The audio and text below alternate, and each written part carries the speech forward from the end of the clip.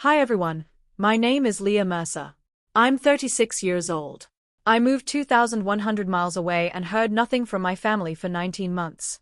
And then in one weekend, my mother left me 47 voicemails because my sister suddenly needed help with the kids.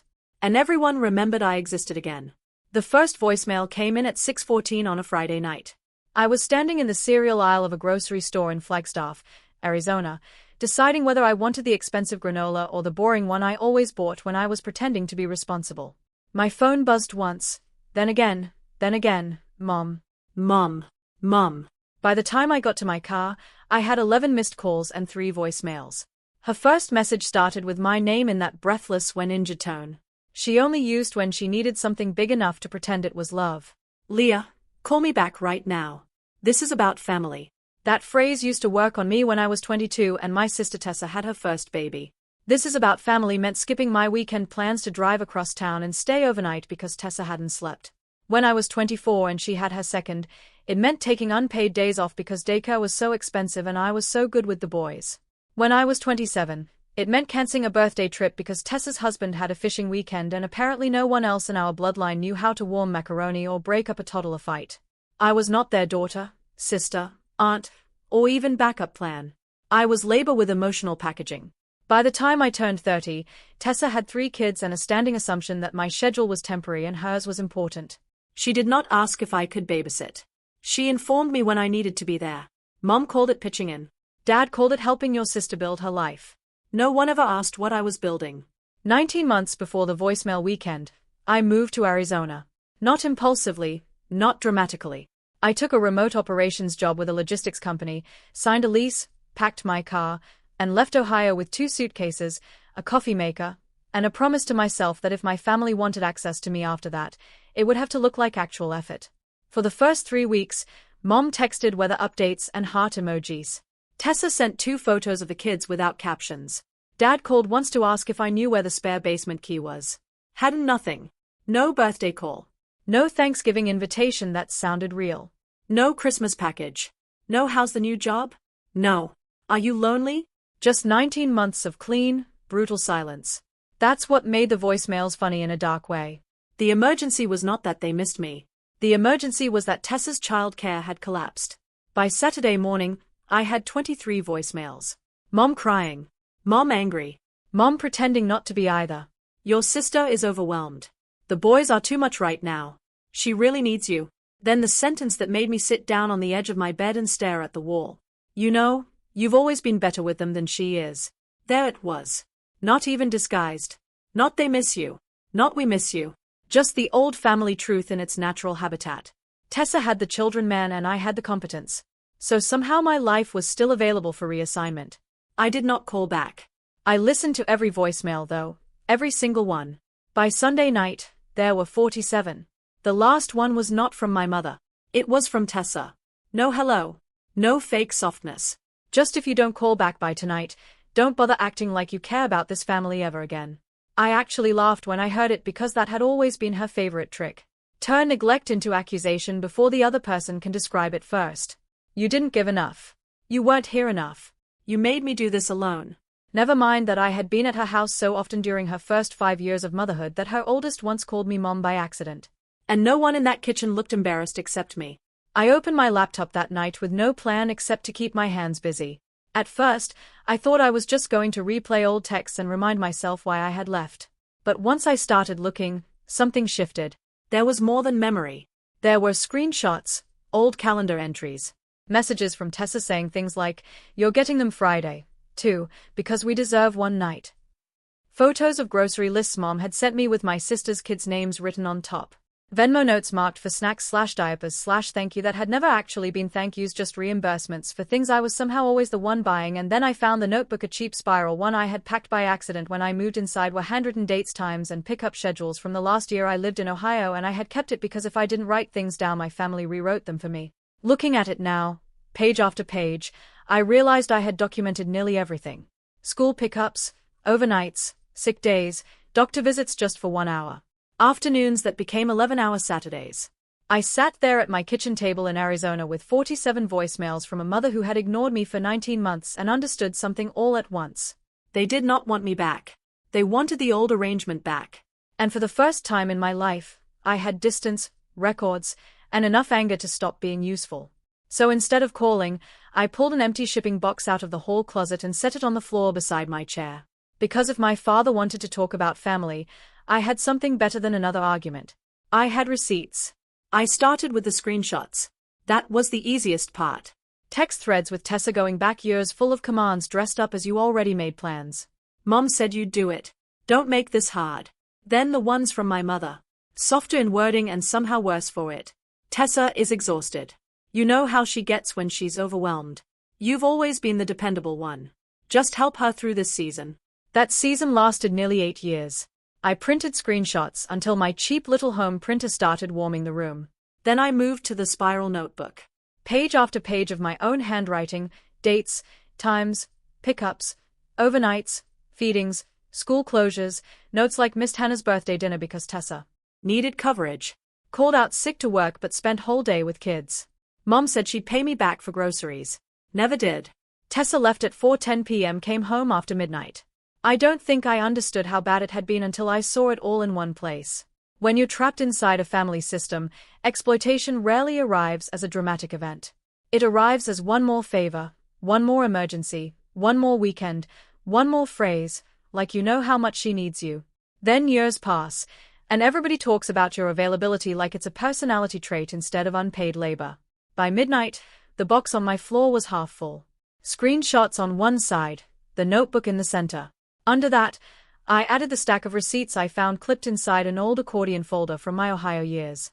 Pediatric Tylenol, pull-ups, juice boxes, gas stations near Tessa's subdivision, pharmacy runs after CIO, school fundraiser wrapping paper I bought because Tessa forgot.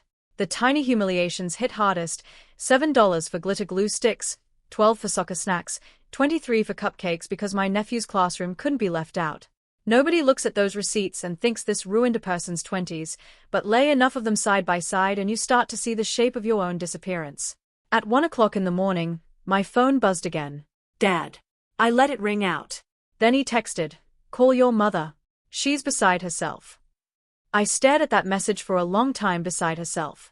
19 months without asking if I was alive in Arizona.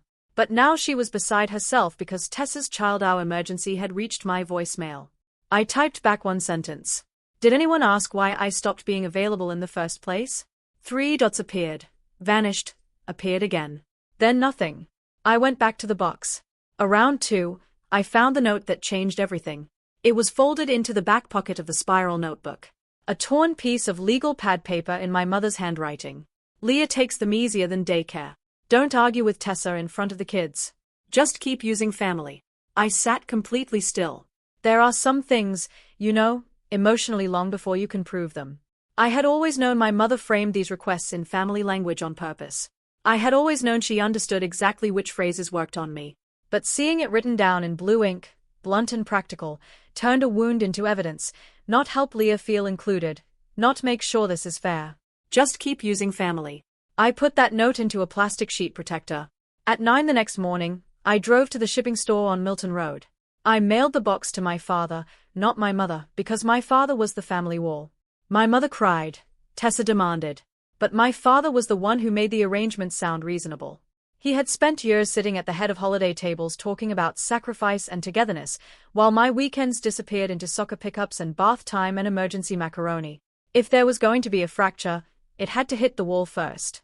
At the counter, the clerk asked if I wanted tracking. Yes, I said. Signature required. I thought about it then. Yes.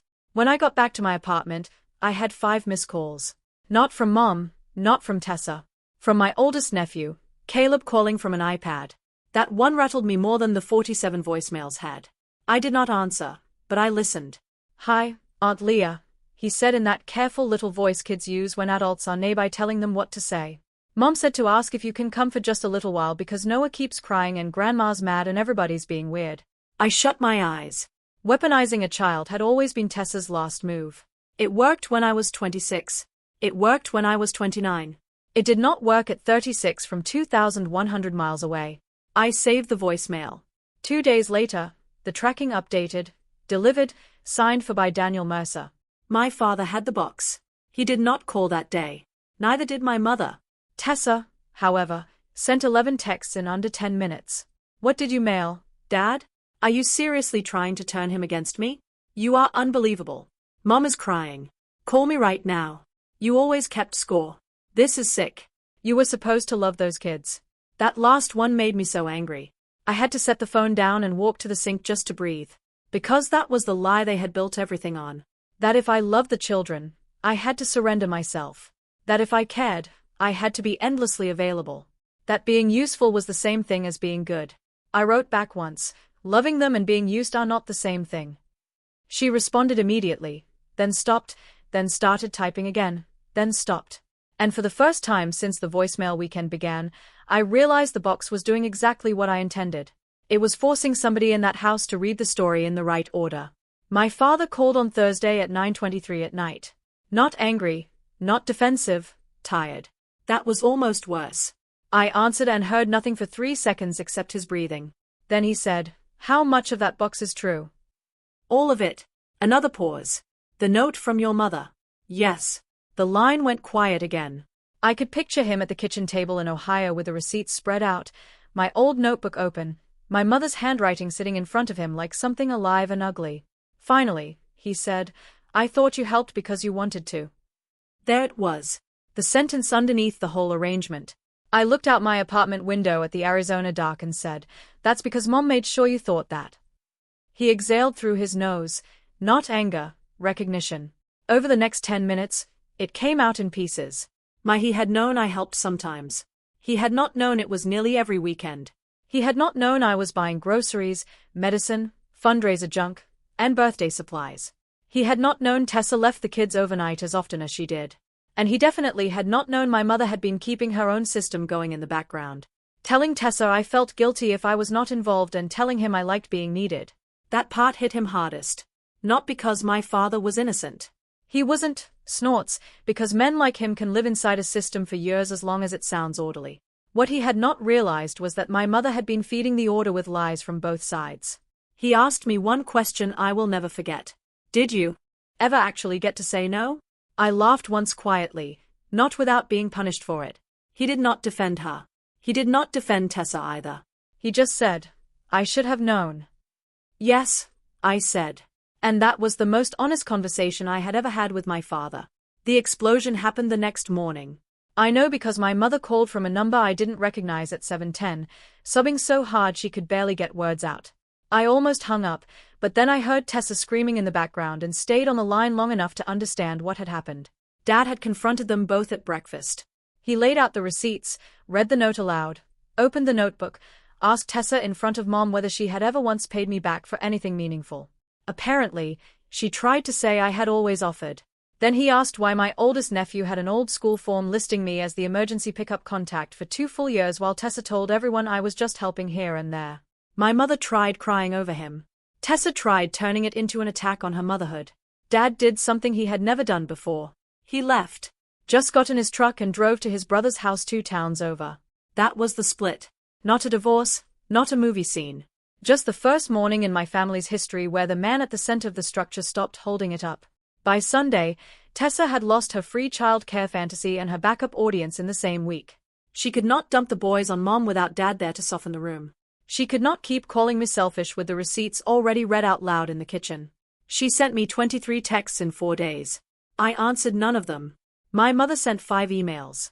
The first was defensive. The second was weepy. The third said she had only been trying to keep peace. The fourth said she never meant for me to feel used. The fifth was the only honest one. It said, "I think I got so used to you saving things that I stopped seeing what it cost you." That one I read twice.